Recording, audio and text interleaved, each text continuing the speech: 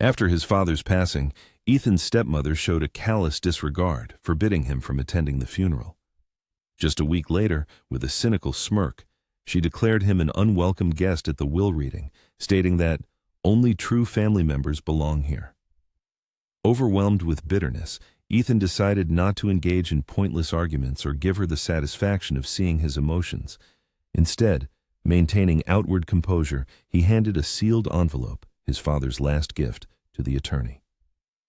When the attorney opened the envelope and began to read, a tense silence fell over the room. No one could have predicted what the message contained. Ethan allowed his father's words to resonate, feeling their weight and sharpness like a hammer blow. It became clear then that betrayal lay at the heart of this story. Everyone present knew Ethan had been humiliated and rejected, yet he held a key that could turn the situation around. Before delving into the details, it's worth introducing the main characters of this drama to understand what was at stake. Ethan Wade was Henry Wade's only son, raised with the belief that family was primarily about loyalty, respect, and love. However, when his father remarried, Ethan's world began to crumble. Claudia, his father's new wife, entered their lives with a deceptive smile and refined manners that concealed a cold and calculating nature. To Claudia, Ethan was merely a living reminder of his father's past life. She had 2 children of her own, Troy, a 23-year-old slacker who believed the world owed him everything, and Sierra, 20, sharp-tongued like her mother, always ready to mock and obey Claudia's instructions. Finally, there was Henry Wade, a strong and successful businessman who had once taught Ethan to ride a bike and face life without fear. However, after Claudia's arrival, Henry seemed to withdraw, becoming introverted and quiet, a shadow of his former self. This was the dynamic of the family gathered to commemorate their departed father. From this point, the story begins, the tale of a son denied a final farewell and a stepmother who deemed him unworthy even of that. Questions hung in the air. Why did Claudia hate Ethan so much? Why did his father allow her to push him away? And what was in that sealed envelope that so drastically changed her expression? Ethan had always been his father's pride and joy. Henry Wade was more than just a parent. He was a mentor, protector, and role model. Ethan remembered his father holding his bicycle until he learned to balance, running alongside him, laughing heartily, and how that laughter made him feel invincible. He remembered his father teaching him how to throw a ball, look people in the eye, shake a hand, and keep his word no matter what.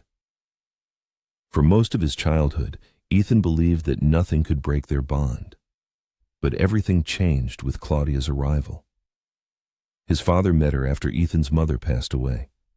He was in his early 20s then, and grief had left him devastated. Claudia initially seemed charming. She had a smile straight out of a glossy magazine, and she spoke to his father with such tenderness that he was captivated. Ethan wanted to believe she could bring happiness back to his father, but cracks in their relationship appeared quite quickly. It started with small things. Claudia would interrupt Ethan when he spoke to his father, as if he weren't even there. When he came for dinner, she'd make sharp remarks about him needing to give notice of his visit, as if he were an uninvited guest.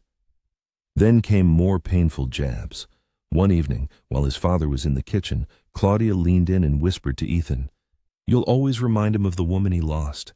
He doesn't need that kind of pain." Her words stung Ethan, but it was even more painful to watch his father succumb more and more to Claudia's influence with each passing month. Claudia quickly took center stage in his father's life, consuming him entirely. She brought her own children, Troy and Sierra, who immediately claimed the house as their domain. Troy, like a spoiled prince, never bothered with work or financial contributions, yet somehow always sported new watches or the latest smartphone. Sierra, though younger, was no less arrogant, perfectly mimicking Claudia's behavior. She'd roll her eyes, quietly mutter snide remarks, and act as if Ethan were a stranger in the home where he had grown up. His father, of course, noticed what was happening. Sometimes, Ethan would catch a flicker of guilt in his eyes when Claudia pushed him away. But he never intervened, perhaps aiming to keep the peace, or maybe simply weary of the struggle. With each passing year, Ethan felt the distance between them grow. His calls were often intercepted by Claudia, who'd inform him that his father was too busy or tired. Attempts to arrange fishing trips together constantly fell through. Eventually, Ethan stopped trying. He learned about his father's serious health deterioration, not from him directly, but from a distant relative who happened to see them at the hospital. Arriving immediately, Ethan was filled with anxiety and a desperate desire to see his father. But Claudia blocked his way at the door, arms crossed over her chest. "Stress is strictly forbidden for him right now," she declared. "He needs peace, not old grievances stirred up." Ethan's attempt to pass her was futile. He'd never forget the icy glare in her eyes when she uttered, "You only think about yourself, not him." In that moment, Ethan realized he was losing his father not just to illness, but to her manipulations. Despite everything, Ethan continued to hope that his father felt his care, that somewhere deep down he knew of his love. He wrote letters, left voicemails, using every opportunity to connect. Sometimes replies came, short messages or notes. They weren't verbose, but they contained his voice, his handwriting, a reminder of their former closeness. On the day he was informed of his father's passing, Ethan sat in his car for an hour, unable to move. A gaping void formed in his chest, as if all the air had been sucked out of him. He tormented himself with thoughts of missed moments, of unspoken words. He convinced himself he could make everything right at the funeral, that he would be by his side one last time, honor his memory, and remind everyone that he was his son. But even in that hour of grief, Claudia struck. At the church, where Ethan arrived in a black suit with a bouquet of white lilies, she waited for him on the steps.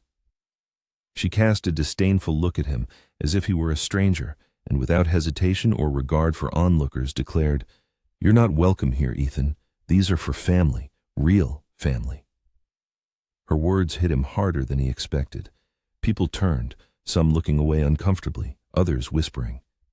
Ethan froze, holding the flowers, which suddenly felt impossibly heavy. His throat was dry, but he refused to let her see his weakness. Leaving the bouquet on the steps, he turned and walked away. That evening, sitting in his empty apartment, Ethan stared at the ceiling. Grief overwhelmed him, but beneath its shroud something else was brewing, a firm resolve. He knew his father loved him, despite anything Claudia said, and he understood that this wasn't the end of the story. The week after the funeral was the hardest of his life. A gloom settled within him like a dark cloud refusing to dissipate. Images from the church replayed in his mind repeatedly, where he, like an uninvited guest, watched his father being buried. He should have been there. He should have said goodbye. Instead, shame and fury tore at him, battling for control. Ethan tried to move on, but Claudia wouldn't let him. The day after the funeral, he received a short message from a law firm, an official notification about the reading of his father's will. He felt a surge of relief. Whatever Claudia thought, she couldn't erase him from his life. He was Henry Wade's only son, and none of her efforts could change that fact. Anticipating the crucial moment that would decide his future, Ethan arrived at the law office dressed in a somber black suit, smelling faintly of mothballs, a relic of bygone days. Despite his clammy hands, he walked through the glass doors with his head held high, ready to assert his right to his inheritance. The secretary, looking up from her papers, gave him a questioning glance, and he clearly stated his name. After a brief search of the list, her face clouded with confusion. "I'm very sorry, Mr. Wade, but your name isn't on the list," she said, as if delivering a harsh verdict. Ethan's chest tightened painfully, as if struck. "This can't be! I'm his son!" flashed through his mind. But before he could react, a sharp, derisive laugh pierced the silence. It was Claudia, emerging from the waiting area like a predator biding its time.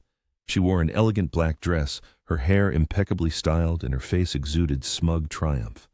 Behind her, like loyal bodyguards, loomed Troy and Sierra, leaning against the wall. Claudia tilted her head and gave him a smile that oozed the kind of undisguised cruelty only she was capable of. "Ethan, what are you doing here? This isn't for you. This is for Henry's family."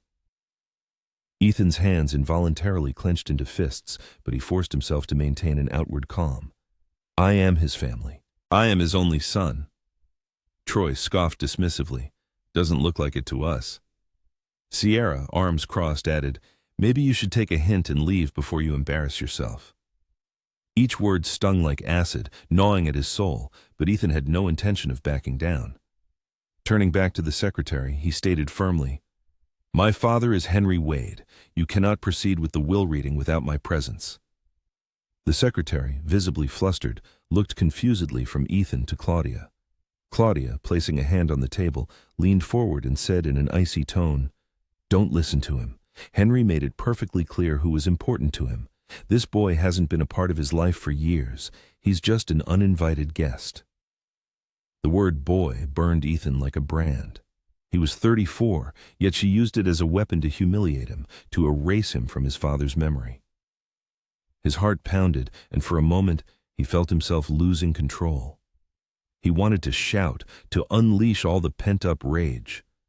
But at that moment, he felt the weight in his jacket pocket, the sealed envelope. He remembered the night his father, with a weak but firm hand, placed it in his palm. His father's voice had trembled, but his eyes held a calm resolve. "Son, no matter what happens, remember, you are my blood. Keep this safe. Use it when the time comes." Ethan hadn't understood the meaning of those words then, but now, standing in that law office, looking at Claudia's smug smirk, he realized the time had come. Squaring his shoulders, he looked Claudia directly in the eye and said, "You can laugh all you want, but I'm not leaving." Her smile widened even further. "Then, by all means, make a fool of yourself. You'll soon realize what place you hold in your father's life." The attorney appeared in the doorway, an elderly man with gray hair and a piercing gaze from behind his spectacles. "We are ready to begin," he announced.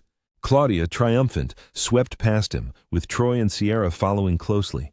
As she passed, she leaned in and whispered, "Get ready, Ethan. You're about to find out what your father really thought of you." Ethan didn't reply. There was no need.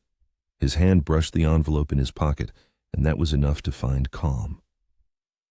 In the conference room, the air crackled with tension. Claudia and her children settled comfortably into leather chairs around the polished oak table. Ethan, however, took a seat at the far end, feeling their piercing stares, as if he were an unwelcome intruder. Claudia, legs crossed, leaned back in her chair, her face expressing a smug anticipation of victory.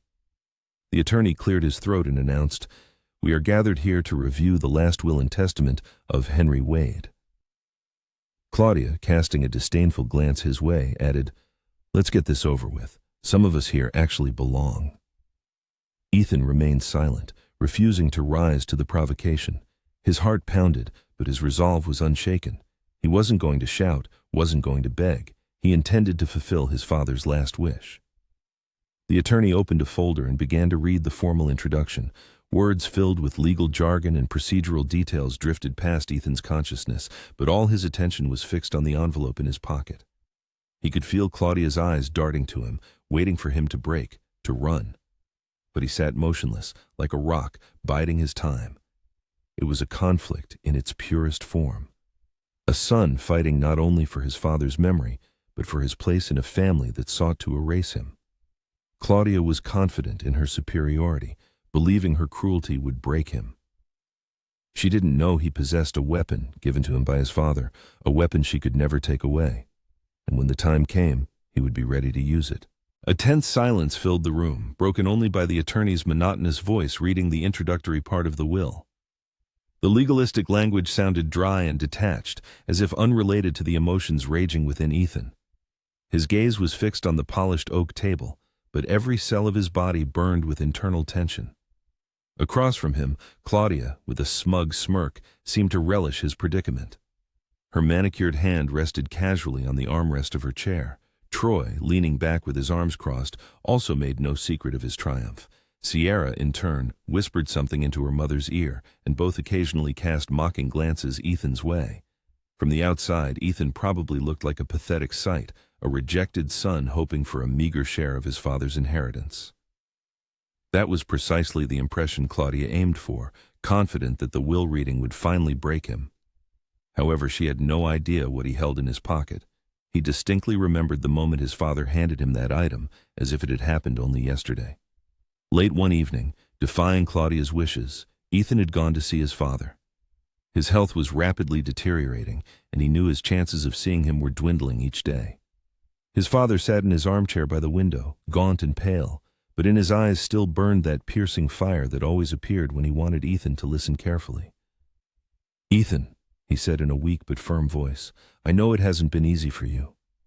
I know Claudia has done everything she can to push you away, but you are my son. That will never change." Ethan swallowed hard, holding back the tears he didn't want his father to see. His father reached for a drawer next to his chair and pulled out a sealed envelope. He placed it in Ethan's hand and held it for a moment. His grip was no longer strong, but a firm resolve resonated within it.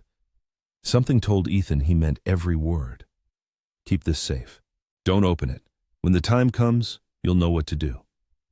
Ethan looked at him in confusion, but his father merely shook his head slightly. "Trust me, son. You'll understand." Those were some of the last words his father spoke to him in person. At that moment, Ethan had no idea what the envelope contained or why his father chose to give it to him in secret. But now, with Claudia sitting across from him, anticipating his complete disinheritance, everything became perfectly clear. The attorney proceeded to read the main provisions of the will: a trust fund for Claudia, a modest allowance for her children, the right to dispose of household items, and small investments. Claudia's face beamed with pleasure, as if every word was sweet music to her ears. She leaned forward slightly, clearly anticipating something more. Ethan, however, waited patiently, maintaining outward composure. His pulse quickened, but his resolve remained unshaken. He wasn't going to make a scene. He wasn't going to beg. He intended to fulfill his father's last wish. When the attorney paused to turn some pages, Ethan took the treasured envelope from his jacket pocket. Its rustle in the quiet room sounded like a clap of thunder to him. Carefully placing the envelope on the table, he slid it toward the attorney. "I have something," Ethan said in a calm but firm voice. "My father gave this to me before he died. He asked me to ensure it was read here and now." The attorney looked up in surprise. Claudia burst into a contemptuous, venomous laugh. "Oh, for heaven's sake, what is this foolish stunt now? A childish attempt to get attention?" Troy snorted. "Pathetic." Sierra rolled her eyes. "Honestly, Ethan, you should know when to quit." Ethan ignored them. His gaze was fixed on the attorney, who now held the envelope, his brows furrowed as he examined it closely. His father's handwriting was clearly visible on the envelope, his full name written across the seal. "This is authentic," the attorney murmured. He put on his glasses and carefully opened the envelope. The sound of tearing paper broke the silence in the room. Claudia's smirk faltered for the first time. "What is it?" she demanded. The attorney raised a hand, silencing her, and unfolded the document. He quickly scanned the page, then slowed, frowning. Clearing his throat, he prepared to read. Claudia leaned forward, her voice sharp. "Well, what does it say?" Ethan leaned back in his chair, hands calmly on his lap, though his heart pounded in his chest. The moment his father had prepared him for had arrived. The moment Ethan had to honor his trust and preserve his last words. The attorney's voice took on an entirely different tone as he began to read aloud. It was no longer detached and formal, but filled with deep thoughtfulness and poignancy. These were his father's words, not dry legal jargon.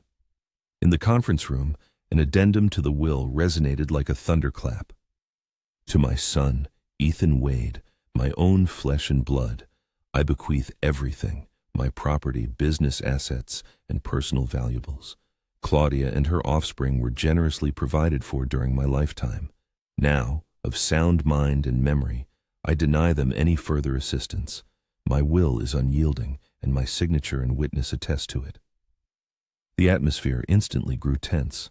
Claudia froze, her smug mask falling away.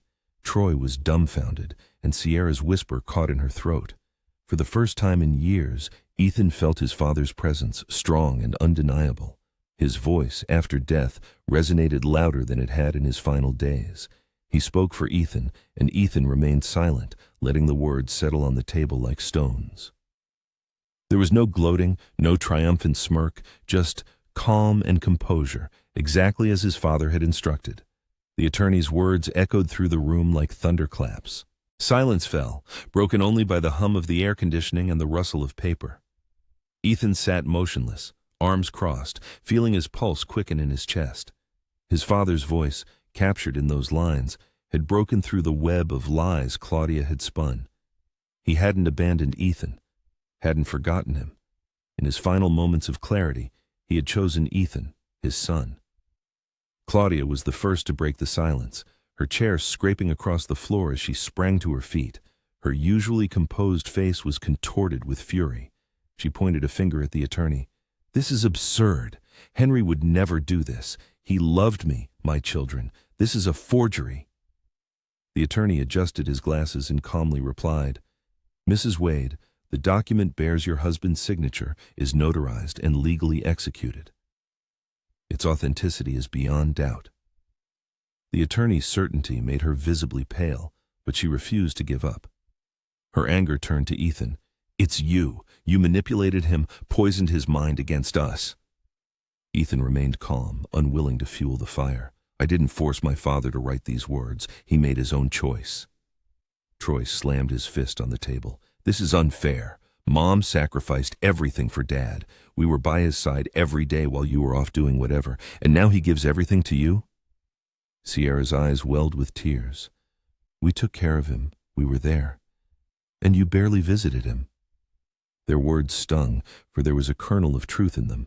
Ethan hadn't been there as often as he wished, but the reason was sitting right in front of him. Claudia had built walls between his father and him, and her children were her loyal guards. Ethan turned to them and said firmly, "You call that care? For years you used him. Every gift, every favor, every indulgence, you treated him like an atom, not a father. And now you're angry because he finally saw through it." The attorney raised a hand, calling for order. "Arguments are inappropriate. Mr. Wade's will is legally binding. The property, business assets, and personal effects are transferred to his son, Ethan Wade. The decision is final." The finality in the attorney's voice struck Claudia harder than any insult. She sank back into her chair, her face pale, her lips pressed tightly together. For the first time, the sharp tongue that had humiliated Ethan so many times was silent. Troy mumbled something under his breath, and Sierra, pacing the room, covered her face with her hands, expressing disbelief. For years they had mocked Ethan, ignored him, made him feel like a ghost in his father's life. And in one instant, their power crumbled. Ethan felt no joy in their downfall, only deep relief. His father's words restored Ethan's place not just in his inheritance, but in his heart. The burden he had carried since Claudia forbade him from attending the funeral began to lift. Claudia made one last attempt, leaning forward and uttering in a quiet, venomous voice, "This isn't over. You think a piece of paper makes you stronger than me? I will fight. You'll regret taking what should have been ours." The attorney sharply closed his folder. "You are welcome to litigate, Mrs. Wade, but I assure you, you will lose. Your husband clearly expressed his will." Her hate-filled eyes bored into Ethan, but he refused to be provoked. He maintained a calm, impassive, and unwavering expression. His silence was more powerful than any reply. Shedding the shackles of doubt and finding self-assurance, Ethan rose from his chair, feeling firm ground beneath his feet. Looking at the attorney, he nodded in appreciation for the support. Then his gaze shifted to Claudia, Troy, and Sierra. Words were unnecessary. Their faces, once radiating smugness and arrogance, were now contorted with fear and disbelief. Their certainty of power over him had vanished, replaced by the realization of lost control. Leaving the law office, Ethan felt an unprecedented liberation. The warm, bright rays of the afternoon sun seemed to welcome his rebirth. For the first time in years, he felt acknowledged and seen. His father's presence was not a fading memory, but a firm voice guiding him through life. The envelope he received contained not only material wealth, but something far greater: dignity and confirmation of his father's love. Truth had triumphed, Claudia's lies crumbled, and his father's love resonated louder than any cruelty. In that moment, he realized the battle was over. Stepping out of the building, he felt a multi-year burden lift from his shoulders. The sun shone brighter than ever before, and he could breathe deeply, freed from oppressive anger and grief. The sealed envelope, once in his pocket, was now empty, but its contents had changed his life forever. Claudia, Troy, and Sierra had tried to rewrite his father's story, turning him into a mere financier of their desires, erasing Ethan from his life.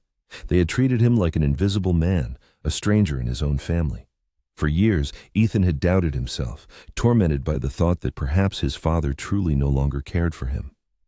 But now, those doubts had vanished. His father's words, written in his own hand, shattered the lies they had spun for so long. His father remembered him, loved him, and chose him when it mattered most. He had restored the connection Claudia had tried to destroy, and with that came a long-awaited peace. But peace wasn't the only thing Ethan found. Claudia's parting words echoed in his head. "This isn't over." He knew she wouldn't accept defeat. She would fight to the bitter end, not out of love for his father, but out of hatred for losing. She would try to distort the truth in court, but he was ready for it. For years, he had allowed her to dictate the terms of his relationship with his father, avoiding conflict and hoping for peace. Now he understood that his silence was his strength, the silence of patience, of discipline, of a son who refused to stoop to her level. When the truth came out, his composure gave him a dignity she could never strip away. He realized that revenge wasn't about shouting and insults, but about remaining steadfast when others expected you to fall. The inheritance Ethan received was significant. The business his father had built from the ground up represented immense value, but nothing compared to the simple phrase in the will, "To my son, Ethan Wade, who always was and always will be my blood." Those words were worth more than any check, any deed, or any account statement. They were proof that love could not be erased, no matter how hard anyone tried. In the following weeks, Ethan began to sort through his father's belongings. The faint scent of his cologne still lingered in his study, and notes in his handwriting lay on the desk. He found photo albums that Claudia had tried to hide, filled with pictures of him and his father over the years. Fishing trips, baseball games, birthdays, quiet evenings at home. Each photograph reminded him that the man he remembered was real, and his love was not a dream. The events he had experienced were not merely a fleeting dream, but a harsh reality that left an indelible mark on his soul. Delving into the past, resurrecting painful memories, became an act of catharsis, a liberation from the oppressive weight of loss. For the first time since his father's death, Ethan no longer felt orphaned, deprived of parental love. Instead, he felt gratitude for an invaluable gift, the chance to restore a lost connection, to reclaim the image of the father he knew and loved. Claudia and her offspring vanished from Ethan's life as suddenly as they had appeared. Snippets of gossip reached him about her unsuccessful attempts to contest the will, but his father's foresight and the attorney's professionalism left her no chance. The more ferocious her fight became, the more desperate and pathetic she appeared in the eyes of those around her. Eventually, her threats subsided, replaced by a heavy silence. Ethan never encountered Troy or Sierra again, though deep down, he hoped that life's adversities would teach them a lesson they so stubbornly refused to learn under their mother's patronage. After all, arrogance and haughtiness only thrive as long as someone encourages them, and Ethan's father had finally put an end to that. One evening, in his father's study, Ethan realized the main lesson his father had left him. Life is not what others try to take away, but what you must fiercely fight for when the world tries to snatch it from your hands. Claudia sought to erase him from his father's memory, to disinherit him, but her malicious intentions shattered against the strong wall of parental love. Yes, his father made mistakes, but ultimately found the strength to correct them. This conscious choice brought Ethan long-awaited healing. He gained the opportunity to mourn his father not as a stranger, which he feared he had become, but as a loving parent who left behind the truth. Stepping onto the porch of his father's house, gazing at the land his father had cultivated for many years, Ethan felt a surge of determination. He vowed to honor his father's memory, not with bitterness and resentment, but with a life full of the dignity his father had restored to him. Therefore, in telling this story, Ethan aims not to speak of revenge or gloating. It is a testament that patience, love, and inner strength can stand against cruelty and lies. Claudia believed she had won by forbidding him from attending the funeral, mocking him during the will reading, and gloating that he was no longer a family member. But ultimately, his father's words, sealed in that memorable envelope, resonated far louder and more convincingly than all her vile antics. And it is this realization that Ethan carefully holds in his heart. This is a story about how a stepmother tried to erase him from his father's life, and how a parent's last words restored justice.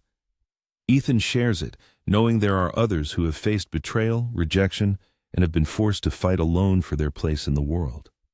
If you have ever felt alienated and alone, remember, dignity and patience possess immeasurably greater power than any cruelty.